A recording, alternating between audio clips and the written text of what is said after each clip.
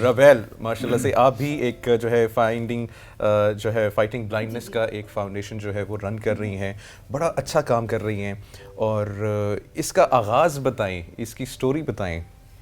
Well اس کی story بالکل ایک سمپل سی ہے کہ کسی بھی آرگنائزیشن کو چلانے کے لیے آپ کو پیچھے ایک پیشن چاہیے ہوتا ہے, کوئی ویژن چاہیے ہوتا ہے. تو سیم ایز اگر ہم بات کریں 1975 کی, تو اس وقت ہمارے جو فاؤنڈر تھے ظہیر خالد صاحب, وہ ان کو ایسا ہوا کہ گولڈ میڈل جیت کے آئے, چارٹرڈ اکاؤنٹنٹ تھے. جیسے وہ پاکستان میں آئے تو ان کو رات کو نظر آنا بند ہو گیا.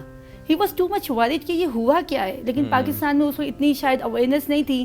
تو باہر کے ملک گئے تو پتہ چلا کہ جیسے بہت ساری ڈیزیزز جو ہیں ہم خاندان سے لیتے ہیں, لائک ہارٹ پیشنٹ ہو گئے, بی پی ہو گیا, تو اسی طرح سے یہ ریٹنائٹس پگمنٹوزا ایک بیماری ہے جس کی وجہ سے لوگ جو ہے خاندانی طور پہ بلائنڈ ہو جاتے ہیں. تو پھر اس کی وجہ سے انہوں نے کہا کہ کیوں نہ ہم اپنے ملک میں کوئی ایسا نظام لے کے آئیں کہ ہمارے ملک کے جو لوگ ہیں ہمیں پتہ چلے کہ کیا ایسا ایشو ہے. آن دیٹ ٹائم ہمیں اسٹوڈنٹس کہاں سے ملے, مدرسوں سے, کیونکہ یہ کہتے تھے نظر نہیں آتا حافظ بنا دو, ایسی سوچ تھی نا. تو اس وقت ہم نے ان کے بلڈ سیمپل لیے تو ہمیں پتہ چلا کہ یہ تو بھائی ریٹنائٹس پگمنٹوزا کا شکار ہیں. تو اب انہوں نے کہا کہ جو باقی بلائنڈ سے کہ بھائی اب ہمارا کیا حال ہے جب ہمارا علاج نہیں ہے. تب یہ آرگنائزیشن 1988 میں باقاعدہ رجسٹرڈ ہوئی, اور اس کا نام ہی یہ رکھا Pakistan foundation for fighting blindness. پھر اس میں ہم نے یہ چیز سوچی کہ ہم ان کی ایجوکیشن پہ بات کریں گے, اور وہ بھی کوالٹی ایجوکیشن, اور پھر ہم یہاں پہ ان کو پھر فری اسکلز دیں گے, ٹیکنالوجی پہ ہم کام کریں گے. تو اب تک ہم پورے پاکستان میں 50,000 سے زائد جو ہے ویژلی چیلنج کو ہم سروسز دے چکے ہیں ماشاءاللہ, جس میں ہماری ایک جو ریکارڈڈ بک ہوتی ہے نا وہ صرف ہم 5 روپے کی دیتے ہیں. Just only 5 rupees. ہمارے بچے جو ہیں وہ CSS آفیسر بھی ہیں, انہوں نے PhD بھی کیا ہوا ہے, سائیکیٹرسٹ بھی ہیں, اور میں خود بائی برتھ بلائنڈ نہیں ہوں. میں ایک حادثے میں ایسے چلتے ہوئے جا رہی تھی, دروازے سے ہٹ ہوئی, میری نگاہ ختم ہو گئی. تو آن دیٹ ٹائم بڑا ڈیفیکلٹ ٹائم تھا نا کہ بھائی آپ ایک دم سے سائٹڈ سے آپ کے اوپر لیبل لگ گیا کہ آپ اندھے ہو گئے ہو, آپ نابینا ہو گئے ہو, آپ شودے ہو گئے ہو. تو اس وقت جو ہے یہ جو ادارہ ہے, تو انہوں نے کہا تھا کہ ہم ایسی چیز لے کے آئیں گے کہ ہم آپ کی بکس کو, جہاں آپ سانگ سنتے ہو ٹیپ ریکارڈر میں, ہم ٹیپ ریکارڈر میں آپ کو بکس ریکارڈ کر کے دیں گے. اور اس طرح سے چیز چلتی گئی. آج سیریز, MP3, اور الحمدللہ ہم نے ٹیکنالوجی کی بات کریں, ہم پورے پاکستان میں 20 IT لیب اسٹیبلش کر کے دے چکے ہیں, گورنمنٹ کو بھی اور پرائیویٹ کو بھی, اور ہم فری کر چکے ہیں ماشاءاللہ. اس کے علاوہ ہم پرسنالٹی گرومنگ کی کلاسز دیتے ہیں, کوکنگ سکھاتے ہیں. خود میں کراٹے چیمپئن ہوں. اچھا, سونیا کو بھی سکھانی ہے آپ نے. پھر ہم بزنس کرنا سکھاتے ہیں. اور سب سے اہم چیز یہ ہے کہ جب بچہ پڑھ لکھ جاتا ہے, جیسے کہ ماجدہ نے بات کی کہ پڑھ تو گئے, آگے کریں گے کیا. بالکل. تو اس چیز کو لیتے ہوئے ہم اسٹوڈنٹس کو مین اسٹریم میں انٹرنشپ کرواتے ہیں, کیا بات, اور انٹرپرینیورشپ کرواتے ہیں, اور ساری فنڈنگ ہم خود کرتے ہیں ان بچوں کے لیے. کیا بات ہے, واو, فینٹاسٹک, ماشاءاللہ. یہ دیکھیں یہ کتنا خوبصورتی, میں کیا اس الفاظ استعمال کروں کہ ماشاءاللہ سے اتنی اچھی خدمت ہو رہی ہے, اور ایسے چہرے, ایسے جو ستارے ہیں, ایسی روشنیاں جو ہیں وہ چھپی ہوئی ہیں. اور مجھے بڑا فخر ہے کہ آج ہم آپ کے ساتھ یہاں پہ بیٹھے ہوئے ہیں, اور پورا پاکستان جو ہے آپ کو دیکھ رہا ہے. میں یہی بات کہوں گی کہ اگر میں پاکستان کی بات کروں نا, دیکھیں آج بھی ہم ایک آزاد ملک میں ہیں, ہماری سوچ آزاد ہے. اگر میں اپنی بات کروں نا, جب میرے سر پہ چوٹ لگی اور مطلب دماغ پہ لگی اور بالکل نظر آنا بند ہو گیا, ہر طرف اندھیرا ہی اندھیرا تھا, لیکن اس وقت بھی مجھے اتنی امید تھی کہ اللہ تعالیٰ نے جو ہے ہر انسان کو کسی نہ کسی قابل ضرور بنایا تھا, کوئی نہ کوئی مقصد ہوتا ضرور ہے. اور مطلب میں اگر اس ملک میں رہتے ہوئے, مجھے جس آرگنائزیشن میں ایز اے چیف کوآرڈینیٹر کام کر رہی ہوں, یہیں پہ میں ایز اے اسٹوڈنٹ آئی, مجھے اپنے اسکلز منوانے کا موقع ملا. اور میں اگر پاکستان کے بارے میں کہوں تو میں یہی کہوں گی کہ ہم جتنے بھی VIs ہیں, یا میں نے خود اپنے لکھا اس کو کہ میں ذرا تھا زمین خاردار کا, میں ذرا تھا زمین خاردار کا, مجھے سینچا اس چاہ سے صاحب, میں شجر با کمال بن گیا. تو یہ میں نے خود لکھا, میں خود لکھتی بھی ہوں. کمال لکھا ہے آپ نے, بہت خوب. تو کہنے کا مقصد یہ ہے کہ میں اب ہماری ایجوکیشن انڈیا کے بارڈر تک بھی جاتی ہے. ہم نے جو پرابلم آزاد جموں کشمیر میں دیکھے ہیں, جو انڈیا میں دیکھیں, جو باقی جگہوں پہ دیکھے ہیں, تو جب باہر کے ملک سے جب لوگ آتے ہیں, دے واز سرپرائز کہ ہم لوگ پینٹنگ کیسے کرتے ہیں, دے واز سرپرائز کہ میں کراٹے چیمپئن ہم کیسے ہیں, دے واز سرپرائز کہ ہم لوگ کیسے کرتے ہیں. ہم ان کو کہتے ہیں ہمارا ملک ہمیں آزاد سوچنے کی جو ہے نا صلاحیت دیتا ہے. ہمارا کوئی ہاتھ پکڑ کے یہ نہیں کہتا کہ سائڈ پہ ہو جاؤ, تم نہیں کر سکتے. وہ کہتے ہیں you can do and you will do.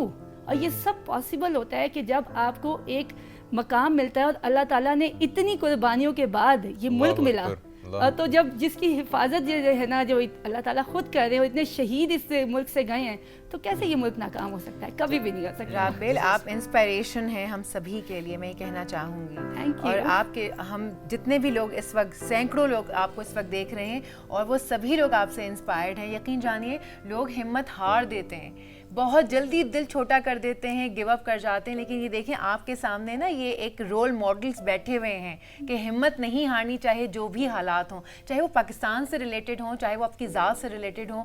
آپ کی زندگی میں بہت سارے نشیب و فراز آتے ہیں جن پہ ہمیں لگتا ہے کہ بس یہ زندگی ختم ہو گئی, تھم گئی. ایسا نہیں, ہاں تھمتی نہیں ہے زندگی, چلتی رہتی ہے, بس ہمت اور حوصلے سے آگے بڑھیے.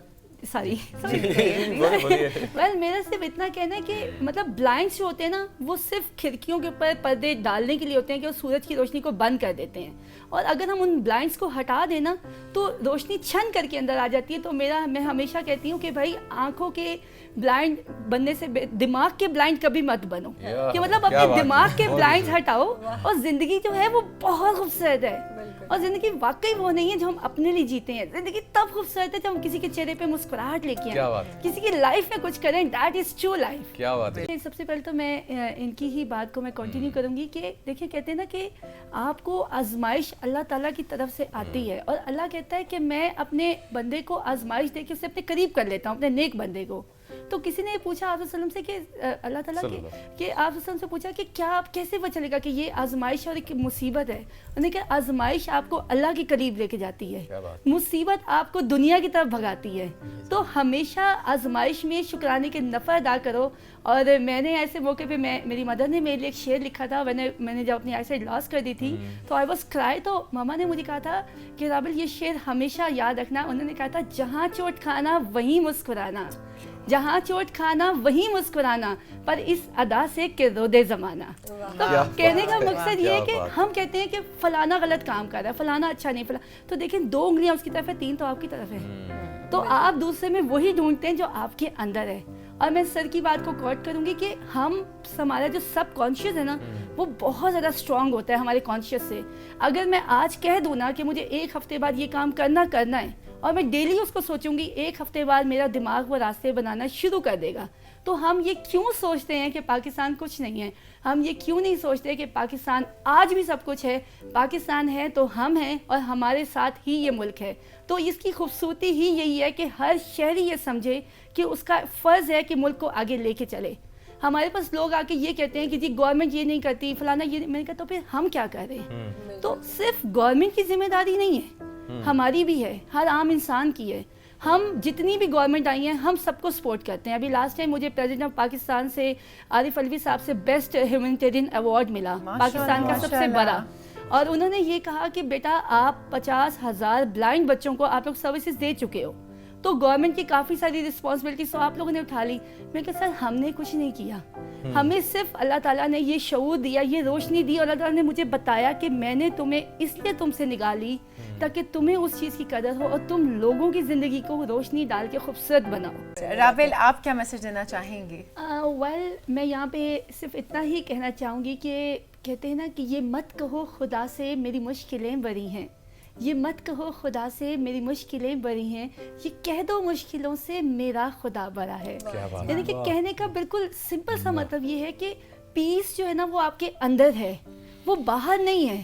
اور جب آپ یہ سوچیں گے نا کہ آپ کو کتنی نعمتیں ملی ہیں سارا دن میں, تو جب آپ اس کے شکرانے کے نفع ادا کریں گے, تو جب آپ خود اچھا بولیں گے نا تو دوسروں کو بھی اچھا سنیں گے بھی صحیح.